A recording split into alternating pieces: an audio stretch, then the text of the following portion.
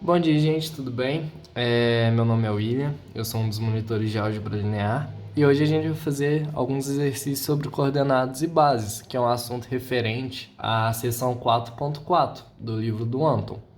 Bom, o exercício 1 a gente vai resolver de duas maneiras.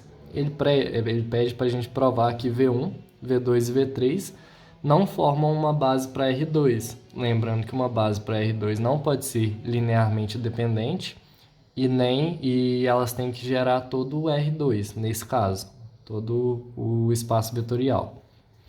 Bom, nesse exemplo, a gente vai provar de duas maneiras, como eu havia dito. Primeiramente, a gente vai utilizar o conceito de combinação linear. A gente vai tentar ver se um desses vetores pode ser escrito como uma combinação de outros dois. Por exemplo, V3, se ele pode ser escrito como uma combinação de V1 e V2. Nesse caso, caso isso aconteça, ele vai ser linearmente dependente, né? Bom, e em seguida a gente vai empregar um dos teoremas sobre dimensão. Mas, primeiramente, a gente vai calcular utilizando combinação linear. Bom, a gente ter os vetores aqui embaixo, o V1, V2 e V3. E a gente vai escrever o V3 como sendo uma combinação de V1 multiplicado por um escalar qualquer, mais a combinação de V2 multiplicado por um escalar qualquer. Bom, aqui a gente é só substituindo, né? 2 e 1, C1 vezes 1, 0, mais C2 vezes 0, 1. A gente vai chegar num sistema linear, onde C1 é igual a 2 e C2 é igual a 1.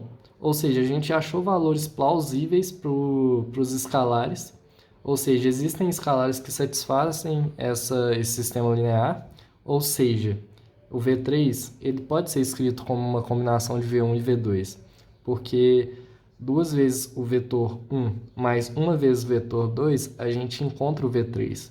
Então, o V3 ele é dependente de V1 e V2. E aqui é uma explicaçãozinha mais formal, né? Como a gente encontrou escalares que satisfazem esse sistema, a gente conclui que o V2 pode ser escrito como uma combinação linear de V1 e V2, ou seja, esse conjunto é linearmente dependente. E como a gente viu na seção, quando a gente tem um conjunto LD, ele não constitui uma base para uma base. E nesse caso para R2, né? Ele não constitui uma base para R2. Que utiliza a definição 1 da seção 4.4, caso vocês queiram conferir. Bom, o segundo modo é o seguinte. O segundo modo a gente vai utilizar o teorema 4.5.2 sobre dimensão, que já utiliza a seção 4.5, que a gente que é um pouquinho mais na frente, mas ele diz que um conjunto com mais de n vetores é linearmente dependente e, portanto, não condiz com uma base de R2. Nesse caso, como é R2, o n é 2. E a gente tem três bases, né? Então, o R tem que ser menor ou igual a n. Só que nesse caso, R é o número de vetores na base. Nesse caso aqui é V1, V2 e V3. Então, 3 vetores.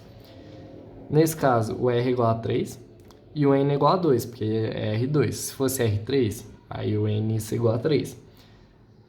Como nesse caso a base tem mais vetores, quer dizer, o conjunto tem mais vetores que o N, a gente vai ter um conjunto LD, linearmente dependente. E assim, volta na definição 1, não pode constituir uma base. Esse jeito que é mais fácil de ver, né? Da gente fazer. Porque é só olhar que tem 3 vetores no conjunto para formar uma base em R2. Essa base no R2 deveria ter no máximo 2, no máximo não, né? Deveria ter 2 vetores. Então, não pode constituir. E é simplesmente isso o exercício, é bem curtinho. Já o exercício 2, ele pede para a gente provar que V1, V2 e V3 formam uma base para R3. Então, se pede para provar, é porque vai formar uma base. A gente tem o V1 igual a 1, 1, V2 igual a menos 1, 1 e 0, e V3 igual a 1, 0 e menos 1. Bom, para a gente verificar se esses três vetores caracterizam uma base, para a gente provar, né, a gente vai calcular seu determinante. Caso o determinante for diferente de 0, o conjunto satisfaz os requisitos, ou seja, ele vai gerar R3 nesse caso, né, que é o espaço vetorial, e ele vai ser linearmente dependente. Caso contrário, a gente não ia ter uma base, né? Fazendo determinante, eu faço de um jeito diferente do que o da Elisa, eu acho, porque ela repete as colunas, eu repito as duas primeiras linhas, mas o resultado tem que ser o mesmo. 1, menos 1, 0, 1, 0, menos 1, que é os 3 primeiros vetores, né? Depois repetem as duas primeiras linhas e cálculo em cruz do mesmo jeito. O determinante nesse caso deu menos 3, e menos 3 é diferente de 0. Ou seja, V1, V2 e V3 formam a base para R3, então já está verificado. Outro exercício que a gente vai fazer aqui vai ser o 3, que é fala para a gente encontrar os vetores coordenados de P em relação à base B, que é igual a P1, P2 e P3. Bom, a gente tem o P, que é igual a 5 menos 4x ao quadrado mais 3x ao cubo. P1 é igual a 1, P2 é igual a x, P3 é igual a x quadrado e P4 é igual a x ao cubo. Bom, o que a gente vai fazer? A gente vai pegar P, que esse aqui nesse caso é o espaço vetorial dos sistemas lineares, né? Eu esqueci o nome certo, mas é isso. E o P é igual assim, a gente vai igualar o P, fazer ele como sendo uma combinação linear de um escalar qualquer vezes P1, mais escalar qualquer vezes P2, mais outro escalar qualquer vezes P3, mais um outro escalar qualquer vezes P4. E a gente vai achar um vetor coordenado da base B, né? Composto por C1, C2, C3 e C4, que são os escalares arbitrários que a gente vai encontrar.